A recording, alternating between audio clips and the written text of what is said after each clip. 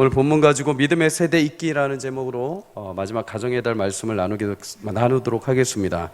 유럽의 많은 교회들이 문을 닫고 이미 술집으로 변했다는 사실은 다 알고 계실 겁니다. 나이트클럽으로 변하고 아이들이 운동하는 운동 경기장으로 변했고 심지어 무슬림 사원으로 교회가 팔려가기도 했습니다. 서커스 공연장이 되기도 했죠. 시대와 민족을 이끌었던, 대부흥을 이끌었던 영국뿐만 아니라 유럽, 위대한 신학자와 설교자를 배출했던 그 영국에서마저도 이런 현상이 이미 오래전부터 진행이 되었습니다. 그렇다면 이렇게 교회가 이렇게 멋지게 하나님의 영적인 부흥을 세대를 이끌었던 교회들이 문을 닫고 사람이 없어지고 재정난에 교회가 팔리는 이런 안타까운 근본적인 원인은 어디에서 시작이 되었을까요?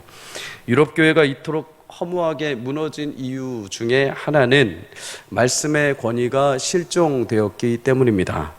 말씀의 권위가 실종되었다는 것은 이제 말씀이 굳이 오직 이 말씀이 영원한 진리가 아닐 수 있다라는 가능성이 제기가 되어 버린 겁니다.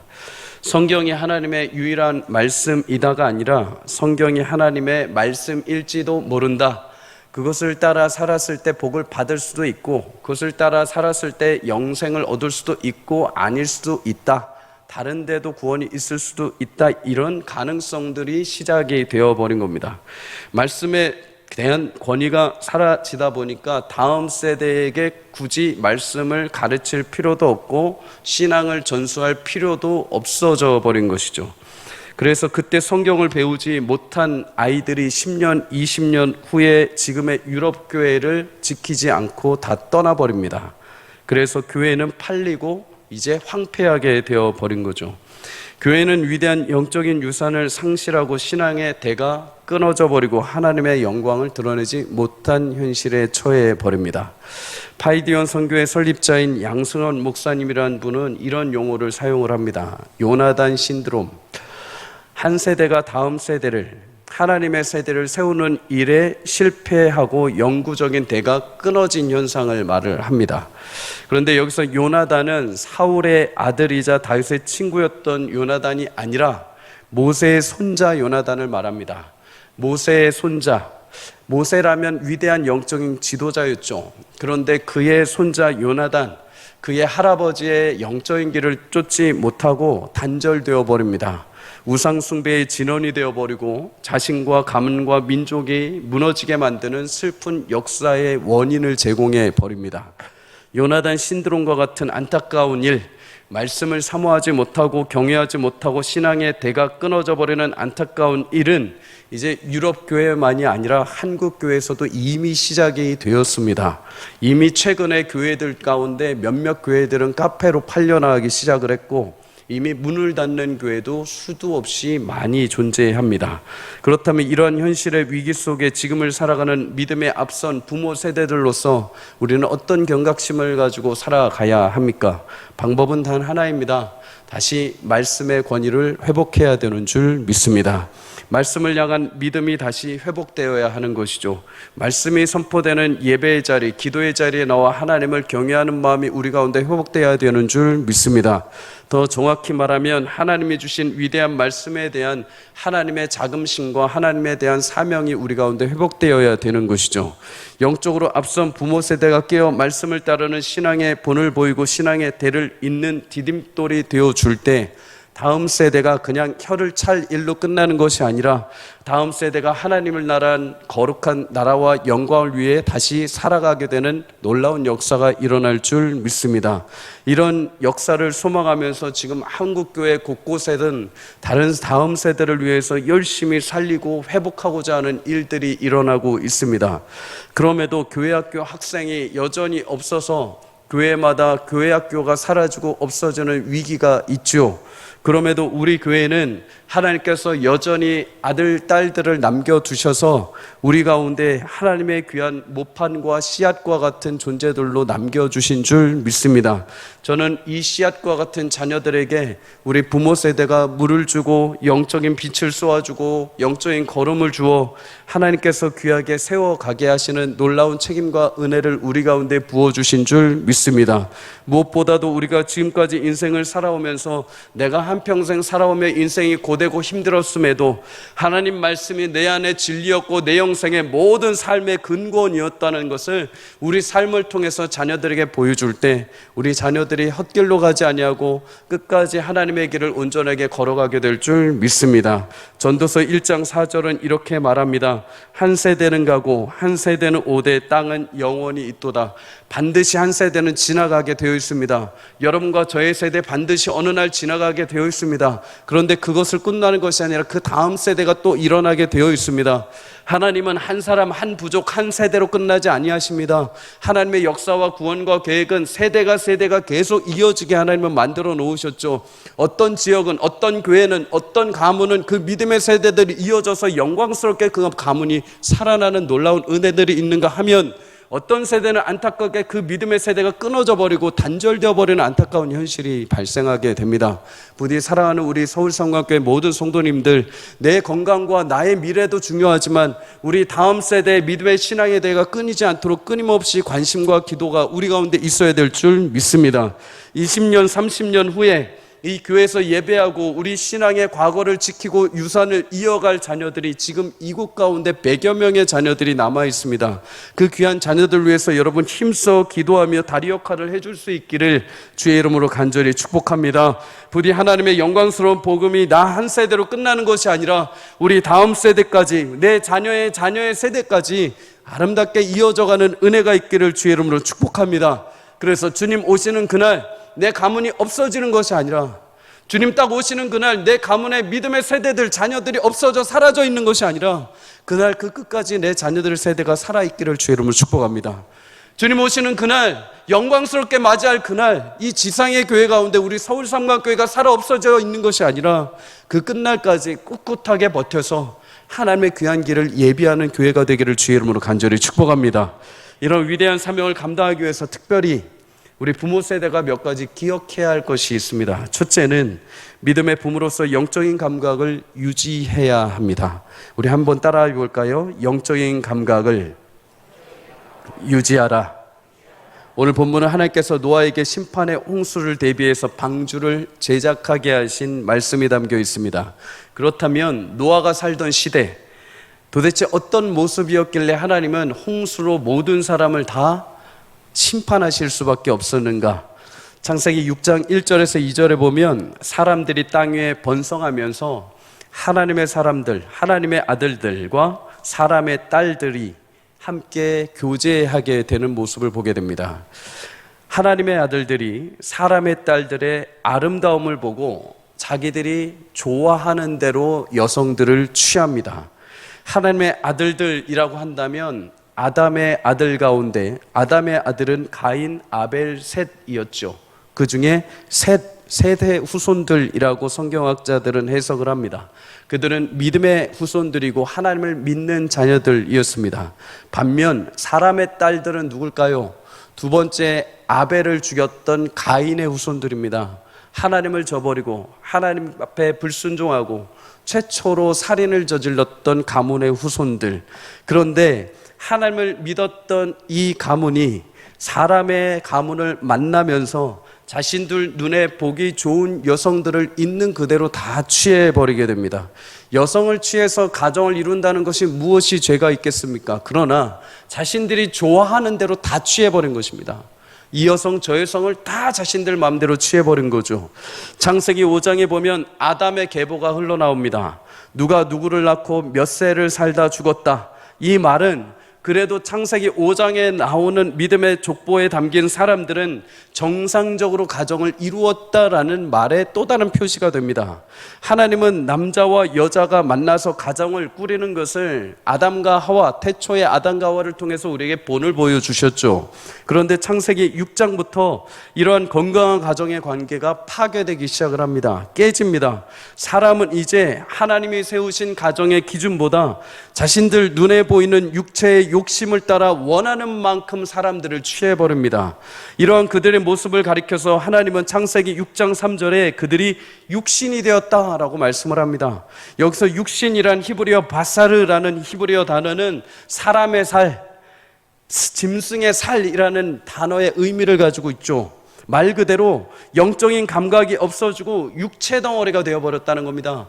하나님께서 사람을 흙으로 창조하시고 그에게 생명의 영을 넣어 부어주셨는데 어느 순간 인간들이 육체적인 감각만 사랑하면서 하나님의 영적인 감각이 상실되어 버린 겁니다.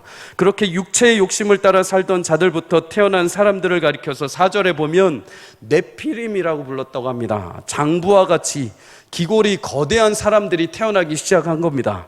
이 네피림의 후손이 아낙 자손의 거인 중 하나 골리앗의 조상이 되게 됩니다. 성경은 이 네피림이라고 말한 사람들, 이들이 큰 용사고 이들이 거대한 장부라고 자랑하면서 말하는 것이 아닙니다. 비록 이들이 거대한 골격을 가지고 태어났을지라도 그들은 그저 육체의 덩어리일 수밖에 없다는 것입니다. 그들이 아무리 큰 골격을 가진 후손으로 태어났다 할지라도 그들은 영적인 내면의 하나님을 잊어버리고 상실한 채로 그냥 하나의 살덩어리에 불과하다는 것이죠. 그래서 5절에 뭐라고 합니까? 그들이 마음으로 생각하는 모든 계획이 항상 악했다라고 성경은 말합니다. 육체의 탐욕을 따르는 결과로 거대한 인간들이 태어났을지 모르지만 겉으로는 우렁차고 멋지고 거대한 장군 같은 사람들이 태어났을지 모르지만 그들 내면에는 하나님이 존재하지 않았습니다. 내면엔 하나님을 아는 지식도, 하나님을 따르는 지식도, 하나님을 경외하는 마음도 하나도 존재하지 않은 존재들이죠. 그런데 이렇게 죄가 관용하고 모든 이가 영적인 감각을 상실한 그 시대 속에 단 한 명, 한 사람만이 영적인 감각을 놓치지 않고 살았습니다. 누구입니까? 노아입니다. 노아. 그래서 하나님은 죄 많은 세상을 홍수로 심판하시는 가운데서 8절에 보면 노아만은 여호와 앞에 은혜를 입었다라고 성경은 말씀합니다. 사랑하는 성도님들, 어두운 이 시대이지만 그럼에도 영적으로 깨어 노아와 같이 하나님의 은혜를 받는 귀한 성도가 우리 교회 가운데 넘쳐나길 주의 이름으로 축복합니다. 그러면 노아는 어떻게 어두운 시대 가운데 영적인 감각을 상실하지 않고 하나님의 은혜를 얻을 수 있었는가? 창세기 5장 32절에 보면 노아는 500세가 될 때 그의 자녀들을 낳게 됩니다. 셈, 함, 야벳을 낳게 되죠. 다른 조상들, 창세기 5장에 수두룩해 나오는 조상들의 삶을 보게 되면 보통 65세에서 180세 사이에 다 자녀들을 낳았다라고 성경은 말합니다. 그런데 유독 노아만은 500세가 될 때까지 자식이 없는 것입니다. 그 당시로 보자면 그 당시에 나이가 보통 800세, 600세, 500세까지 살던 시대에 500세가 되었는데도 자식이 없다는 것은 노아는 이제 기업을 이을 일에 있어서 실패했다는 것입니다. 그의 가문은 실패했다는 것이죠. 노아가 그러면 그 당시에 무엇을 했을까요? 자신의 힘으로 할 수 없는 생명의 잉태의 소망을 하나님께 붙들었던 것입니다. 내 의지와 내 뜻대로 되지 않는 이 인생의 현실을 하나님 앞에 내어드리고 하나님만 의지했던 것이죠. 그리고 마침내 500세가 될 때 그는 하나님의 은혜로 그의 자녀들을 낳게 됩니다. 그의 삶은 이제 하나님의 은혜를 붙드는 삶, 세상의 그 어떤 상황과 현실에 처해도 하나님의 말씀을 붙드는 삶, 영적으로 깨어있는 삶이 그에게 시작이 된 것이죠. 그런 노아에게 하나님은 홍수의 심판 가운데서도 그를 잊지 아니하시고 그에게 은혜를 베풀어 주신 줄 믿습니다. 사랑하는 성도님들, 그래서 하나님은 고난을 우리 삶 가운데 가장 가까운 데 항상 놔두십니다. 나의 육체 가운데, 나의 가정 가운데, 나의 학업과 직장과 나의 현실 가운데 항상 고난을 항상 재료같이 놔두십니다. 왜요? 여러분, 그 고난을 통해서 우리는 하나님을 붙들기 때문입니다. 그 고난을 통해서 영적인 감각이 다시 소생하기 때문이죠. 여러분, 고난이 우리 가운데 없으면 우리는 늘 무지하게 살아갑니다. 그냥 내 인생 그냥 평탄해, 내 인생 아무 일도 없어, 그러면서 하나님께서 내게 주신 은혜를 상실해버리는 거죠. 매일같이 하나님이 인도해 가신다는 사실을 잊어버리는 것입니다. 매일같이 하나님의 은혜가 나를 오늘도 살게 하고 호흡하게 하고 건강하게 하신다는 사실, 하나님께서 내게 주신 자녀들을 오늘 하루도 보호하고 살피시고 입히신다는 사실을 우리는 감각을 잊어버리게 됩니다. 그래서 하나님은 늘 크고 작은 고난들을 우리 삶에 매 순간 넣어주십니다. 우리 육체 가운데, 우리 삶 가운데, 우리 자녀들 가운데, 내 인생 가운데 넣어두셔서 무엇을 하게 하십니까? 하나님을 찾게 합니다. 내 인생에 하나님의 은혜가 없으면 안 되는구나. 내 인생이 하나님의 주권 안에 있어야 되는구나. 하나님께서 우리의 삶을, 내 삶을 인도해 가셔야 내가 살게 되는구나. 그것을 우리 삶에 알게 하시기 위해서 고난을 허용해 주시는 것입니다. 시편 119편 71편 우리 다 함께 읽습니다. 시작. 고난 당하는 것이 내게 유익이라. 이로 말미암아 내가 주의 율례들을 배우게 되었나이다. 아멘. 내 삶에 남아있는 모든 고난들이 여전히 있습니까? 그 고난이 하나님을 알게 하고 하나님을 배우게 하는 통로가 될 수 있기를 주의 이름으로 축복합니다. 그 고난을 뛰어넘게 하시는 하나님의 역사와 은혜를 여러분 삶 가운데 경험할 수 있기를 주의 이름으로 축복합니다. 그 고난을 통해서 나의 잠자던 영적인 감각들이 소생하기를 여러분 주의 이름으로 간절히 축복합니다. 여러분, 이렇게 영적인 감각이 살아서 노아가 어떤 삶을 살았을까요? 오늘 9절에 그는 이렇게 말합니다. 노아는 의인이요 당대의 완전한 자요 하나님과 동행하였더라. 로마서 3장 10절의 말씀을 보면 이 시대에 완전한 의인은 존재하지 않는다고 합니다. 그럼에도 성경은 왜 노아를 향해서 의인이라고 얘기했을까요? 상대적인 것입니다. 그 당시에 아무도 하나님의 말씀을 들으려 하지도 않았고, 하나님이 기뻐하시는 뜻이 무엇인지 밝히 깨닫지도 않았고, 하나님과 함께 동행하려고 하지도 않았던 그 시대 가운데 유일하게 노아만은 하나님의 뜻이 무엇인지 애써서 그 삶을 살려고 했다는 것입니다. 아무도 하나님께서 기뻐하실 뜻이 무엇인지 생각도 하지 않았던 그 시대 속에 노아만은 하나님께서 이걸 기뻐하시지 하면서 그것을 찾고 자신의 삶을 드렸던 삶을 살던 사람입니다. 아무도 하나님과 동행하지 않던 그 시대에 노아만은 하나님과 매일같이 함께 걸었다, 함께 동행했다라는 삶을 살게 된 사람입니다. 여러분, 함께 하나님과 걸었다. 실제로 사람은 홀로 걷습니다. 하나님이 내 앞에 보이지 않죠. 반대로 말하면 무슨 말일까요? 하나님이 노아와 함께 하셨다는 겁니다. 하나님이 노아의 삶을 지켜보셨다는 겁니다. 하나님이 노아의 삶을 늘 보호하고 인도하셨다는 것이죠. 영적인 감각이 살아있는 자들 중에 특징 중 하나는 매일 하나님이 나와 함께 동행하심을 확신하는 것입니다. 11절에 보면 그때 온 땅이 하나님 앞에 부패하였다라고 말합니다. 하나님 앞에, 다시 말해서 하나님의 얼굴 앞에서 많은 사람들이 온갖 탐욕과 죄악의 행동을 서슴지 않고 행동했다는 것입니다. 하나님이 보고 있는데도, 하나님이 두 눈으로 지금 보고 계시는데도 불구하고 하나님이 없는 것처럼 마음껏 자신들의 탐욕적인 행동과 자신들의 죄악과 자신들의 욕심과 자신들의 시기심과 자신들의 교만함으로 행동을 했다는 것이죠. 여러분, 이 세상 속에 하나님의 얼굴을 피할 수 있는 존재는 아무도 없습니다. 하나님의 영광을 가리거나 하나님의 능력을 피할 수 있는 존재는 단 한 명도 없습니다. 그러나 유일하게 하나님이 없다고 여기는 자들이 있습니다. 시편 14편 1절을 다 함께 읽습니다. 시작. 어리석은 자는 그의 마음에 이르기를 하나님이 없다 하는도다. 그들은 부패하고 그 행실이 가증하니 선을 행하는 자가 없도다. 교만하고 어리석은 자들, 부패하고 행실이 가증한 자들은 하나님이 없다라고 생각하고 살아갑니다. 그들은 영적인 감각을 상실했기에 하나님이 함께 하시는 것도, 하나님이 보고 계시는 것도 인지하지 못합니다. 하나님이 말씀을 주시고 보여주시고 인도하셔도 깨닫지 못합니다. 영성과 신앙이라는 것은 하나님이 나와 함께 하심을 늘 깨어서 알고 확신하며 살아가는 것인 줄 믿습니다. 여러분, 영성이라는 것, 진정한 신앙이라는 것은 막 어떤 신비적인 현상이 있고 막 누구를 고치는 능력이 있고 남들이 어떤 없는 큰 은사를 갖는 것이 아니요, 매일같이 내 삶 가운데 하나님의 거룩한 불꽃 같은 눈동자가 임하고 계시며 내 삶을 하나님께서 그의 존전 앞에 주의 손으로 붙들고 계시며 나의 삶이 하나님의 거룩한 은혜 가운데 피할 수 없는 주의 보호하심 가운데 있는 것을 매일 순간 매일 삶 가운데 인식하며 살아가는 사람들이 영성이 있는 사람들이요, 신앙의 삶을 살아가는 사람들인 줄 믿습니다. 하나님이 없다 여기면 우리는 얼마든지 교만하고 쾌락으로 탐욕으로 내 마음대로 살아가게 됩니다. 영적인 무감각 가운데 빠지게 되죠. 하지만 매일 내 삶이 어디를 가든 나의 가정과 직장과 삶의 현장 속에 하나님의 함께 하심을 믿는 자들은 하나님의 인도와 보호하심을 받게 되는 줄 믿습니다. 그래서 다윗은 시편 139편에서 그는 이렇게 고백을 합니다. 내가 하늘에 올라갈지라도, 내가 수올 깊은 곳에 내려갈지라도, 내가 바다 끝에 거할지라도 주의 오른손이 나와 함께 하시느니라.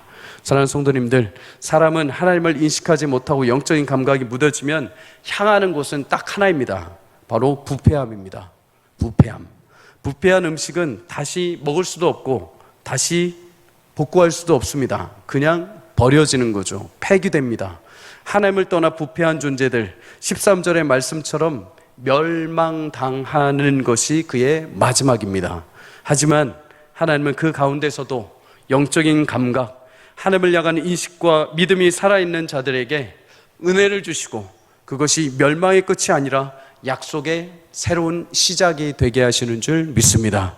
사랑하는 성도님들, 부디 저와 여러분의 심령 가운데 잠자는 감각들이 있다면 하나님께서 영적인 그 모든 감각들을 다시 소생시켜 주시기를 주의 이름으로 간절히 축복합니다.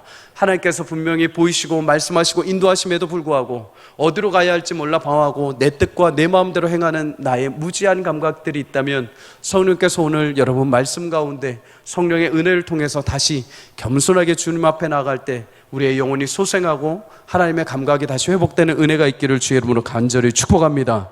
여러분, 둘째로 믿음의 부모로서 가정은 영적인 방주를 만들어야 합니다.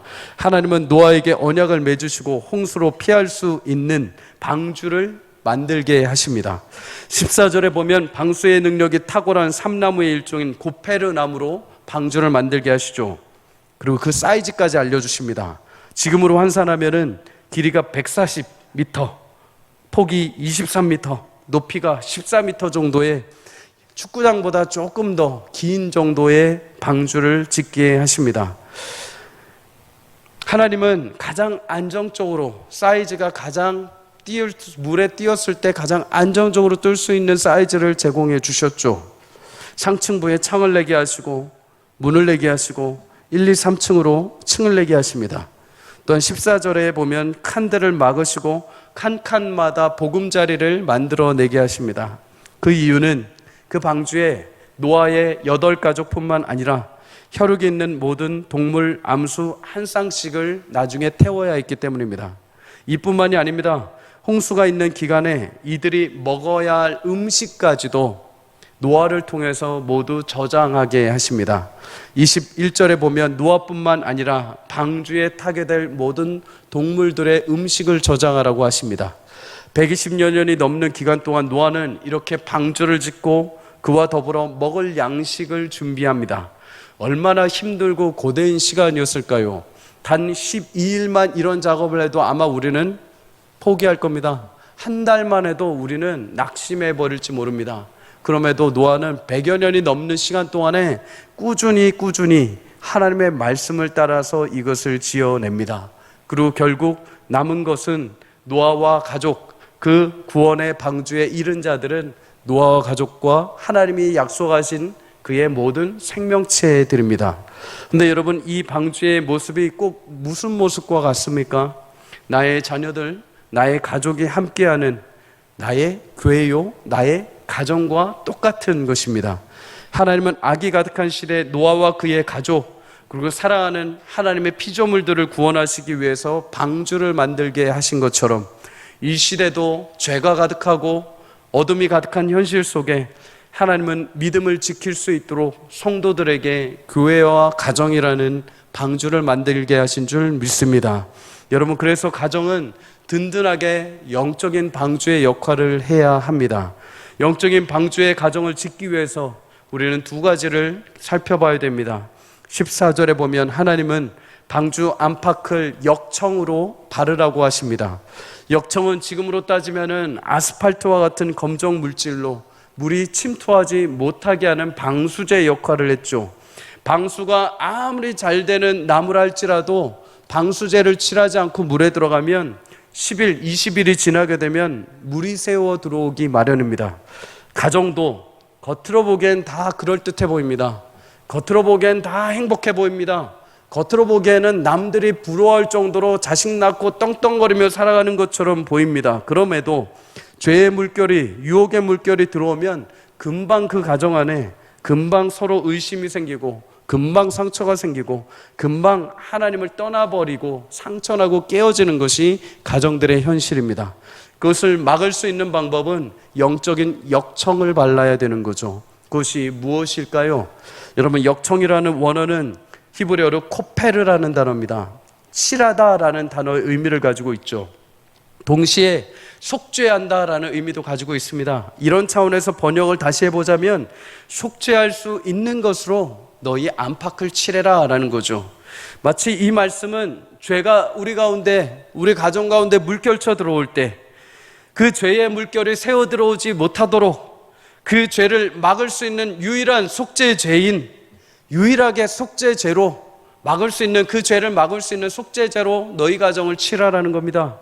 여러분, 죄를 막을 수 있고 유일하게 그것을 버텨낼 수 있는 것이 무엇일까요? 세상의 수많은 죄와 사망의 거리를 유일하게 버티고 막아낼 수 있는 것은 딱 하나입니다. 그것은 예수 그리스도의 보혈인 줄 믿습니다. 거룩한 독생자 예수님밖에 없습니다. 우리 교회 온 가정의 영적인 방주마다 죄의 물결이 들어오지 않도록 예수님의 보혈의 능력으로 우리 온 가정이 덮이기를 주의 이름으로 축복합니다.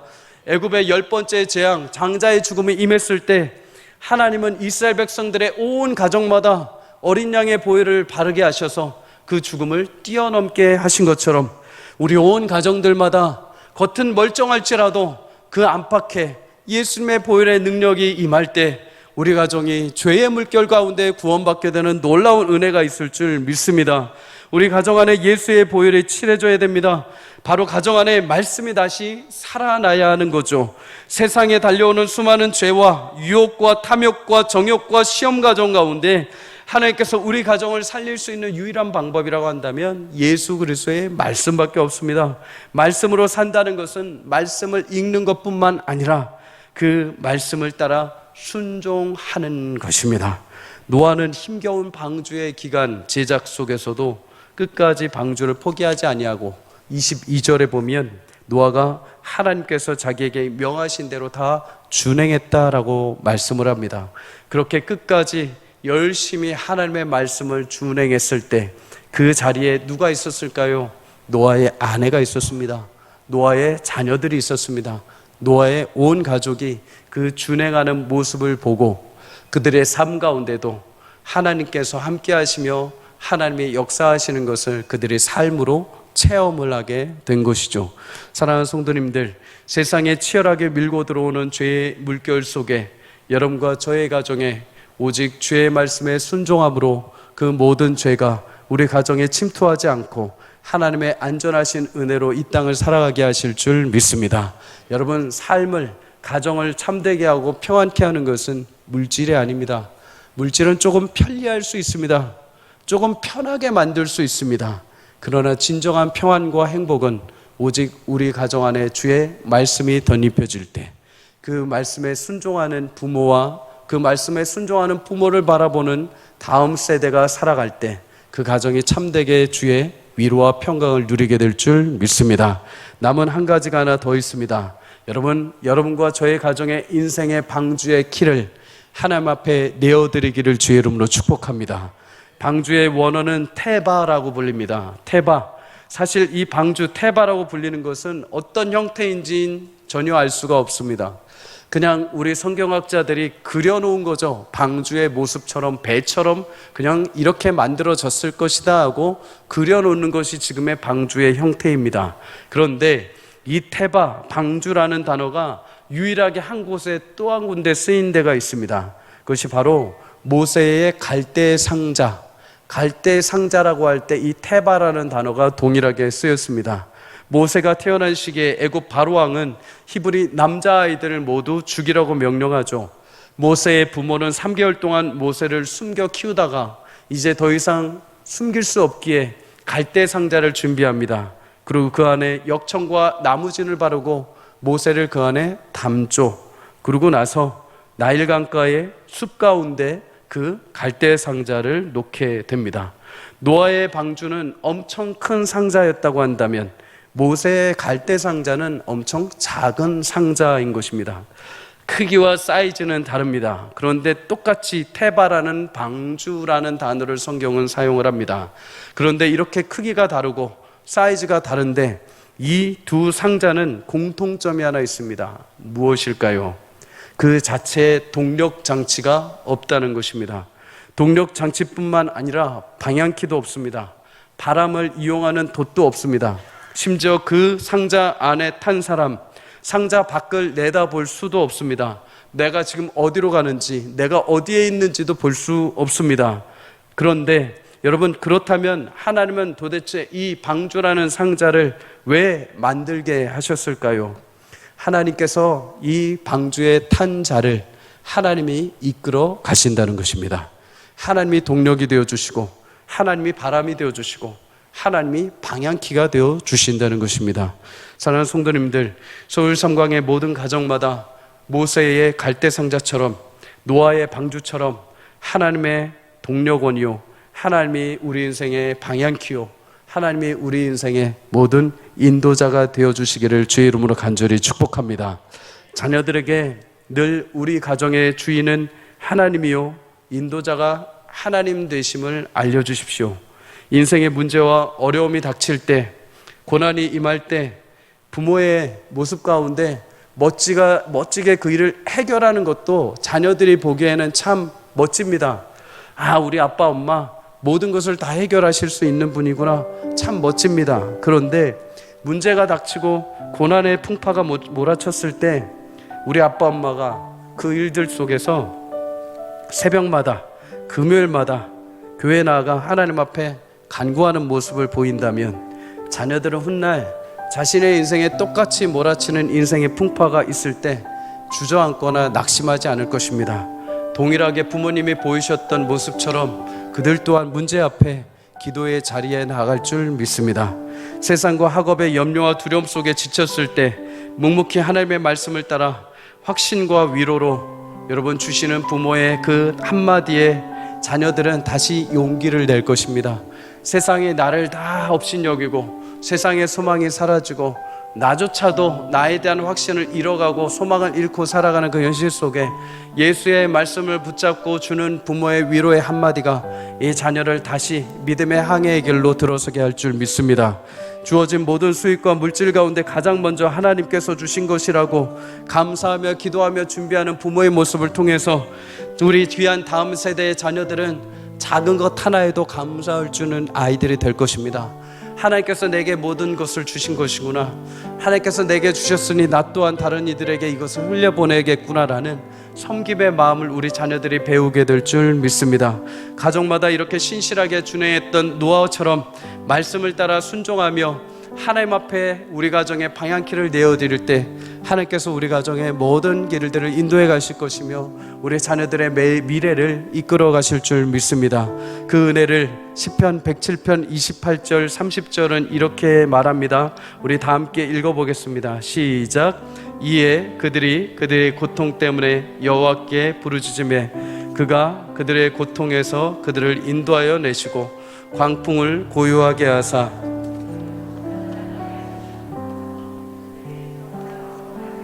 기뻐하는 중에 여호와께서 그들이 바라는 항구로 인도하시는도다. 아멘.